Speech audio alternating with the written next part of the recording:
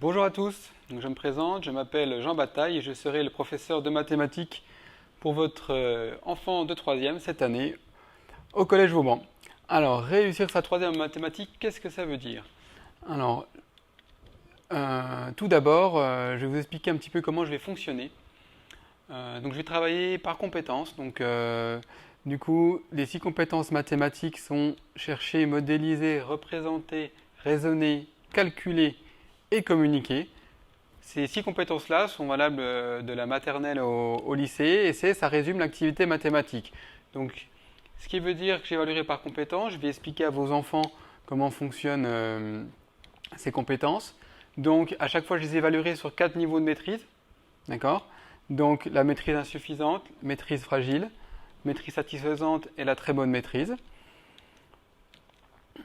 Alors, ça sera disponible sur ECLA. Alors, ça veut dire que je ne mets plus du tout de notes chiffrées. Votre enfant, là, cette année, ça fait plusieurs années que je travaille comme ça. Voilà, ça me permet pour moi d'avoir un regard beaucoup plus fin sur ce que fait votre enfant. Donc la moyenne, ils auront quand même une moyenne à la fin du trimestre pour avoir une note, même pour le contrôle continu pour le brevet. Mais il n'y aura plus du tout de notes chiffrées pendant l'année. Ça me permet de travailler plus sereinement avec les élèves. Les élèves sont moins stressés, sont moins paniqués par la note. Et j'ai vraiment un regard plus fin sur les travaux de vos enfants. Je suis capable de dire, voilà, si votre enfant il sait très bien rédiger, s'il s'investit bien dans les activités. Par contre, il a des problèmes de calcul. Voilà, on verra assez facilement en fait, les difficultés ou les réussites de votre enfant. Et je pourrais travailler beaucoup plus sereinement que quand je donne une mauvaise note à un enfant qui a travaillé et qui a essayé de bien faire. Eh ben, tout de suite, ça va le démoraliser. Il va dire oh, je suis nul en maths, j'y arrive pas. Donc voilà, comment je vais les évaluer? Je vais les évaluer alors pendant les contrôles et devoirs bilan, pas comme par les travaux écrits, mais aussi, j'insiste, pendant les activités de recherche. C'est-à-dire qu'ils vont travailler, je leur donne un travail à faire, et ben, je passe, je vois dans les rangs, je passe voir comment ils travaillent, et je leur dis avant, je leur dis voilà, je peux potentiellement, éventuellement aller voir certains élèves et vous évaluer sur telle ou telle compétence. Et ça me permet pour moi voilà, de pouvoir les interroger, parce que souvent quand j'ai la copie, je commence à les évaluer, et ben, j'ai pas forcément le retour de l'élève directement. Alors, j'aime bien l'image de l'escalier, où on arrive tous et tous les enfants sont différents, on arrive à tous des marches différentes au départ, de la troisième, d'autant plus avec l'année dernière, avec ce qu'on a eu l'année dernière avec les conditions sanitaires, le confinement, toutes ces choses-là. Donc, j'ai vraiment besoin donc qu'on travaille tous ensemble. Donc les élèves sont sur des marches différentes et ils vont progresser à des marches différentes. Certains élèves vont gravir 2 marches, d'autres une. Chacun va à son rythme, c'est pas grave. Le programmiste a fait, il n'y a pas de souci. Ils seront prêts pour le brevet.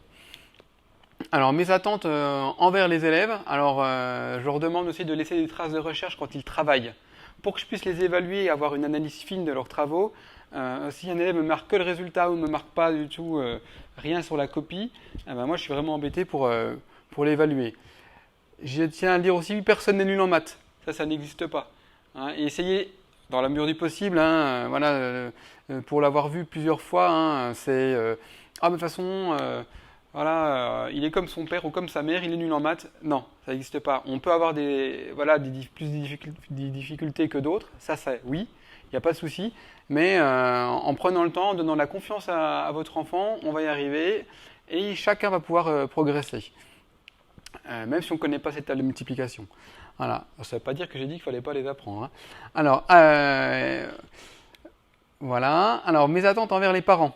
Vous pouvez aider votre enfant, mais par contre, attention, je veux que vous utilisiez la leçon pour les aider. D'accord? Pas de recettes toutes faites qui n'ont pas été vues en classe. Ça, je le vois régulièrement. Je donne un travail à faire à la maison. Votre enfant revient et voilà, on voit que c'est quelque chose qu'on n'a jamais vu. Ça ne va pas l'aider. Comme je ne les évalue pas par des notes chiffrées, je préfère qu'ils se trompent, d'accord, et qu'ils soient en difficulté, mais au moins je serai capable de savoir où est la difficulté pour les aider. Ok, vous pouvez les aider, il n'y a pas de souci, je ne dis pas ça, mais en tout cas pour les devoirs en temps libre, les devoirs ou les devoirs maison, de mathématiques que je vais leur donner à faire, on peut les aider, il n'y a pas de souci, mais par contre on essaie de s'appuyer sur ce qu'on a vu en classe ou ce qu'ils savent faire. Voilà, essayez de leur donner, ah bah moi j'ai appris ça comme ça, c'est comme ça qu'il faut faire. Voilà. Donc l'enseignement maintenant des mathématiques est vraiment différent par rapport à ce que vous avez pu connaître, et même moi je ne l'enseigne pas comme je l'ai appris. Donc c'est vrai que du coup c'est vraiment important d'essayer de s'appuyer sur la leçon. Cette année, avec votre enfant, nous allons utiliser en mathématiques un logiciel qui s'appelle OneNote. Donc c'est une application sur les tablettes qui nous permet de mettre tout le contenu du cours de mathématiques sur un même support. Donc votre enfant pourra vous montrer comment ça fonctionne. C'est assez intuitif. Pour votre enfant, en fait, alors on n'abandonne pas le stylo, hein. Attention, votre enfant va toujours chercher, faire des calculs, faire des recherches sur le cas d'exercice. Mais les grosses parties du cours seront sur cette application. Hein, c'est comme un classeur numérique avec des intercalaires où on va classer en fait chaque partie du cours. Le gros intérêt pour moi, c'est moi j'aurai un regard sur leur cahier. Sur leur cahier numérique, en fait, hein, depuis ma tablette, j'aurai accès à tout leur cahier numérique, à tout ce qu'ils font dessus. Et je pourrais mettre alors non seulement des contenus, des activités que je mets d'habitude, du cours, que je mets d'habitude aussi, mais surtout, je pourrais aussi leur mettre des vidéos en lien avec la leçon, qui sont hébergées sur Internet et directement, voilà, j'ai mon activité de départ, j'ai le cours, j'ai ma vidéo qui est associée à mon cours, et en dessous j'ai les exercices. Tout le contenu sera sur un même support. Après, chaque enfant pourra personnaliser son cahier en fonction de ses envies. S'il y a un exercice qui lui plaît et qu'il trouve intéressant pour sa progression, qu'il a trouvé intéressant, il le prend en photo, il le met dans l'application rangée au bon endroit. Voilà, je vous remercie d'avoir visionné cette vidéo jusqu'au bout. Et écoutez, je vous dis à très bientôt.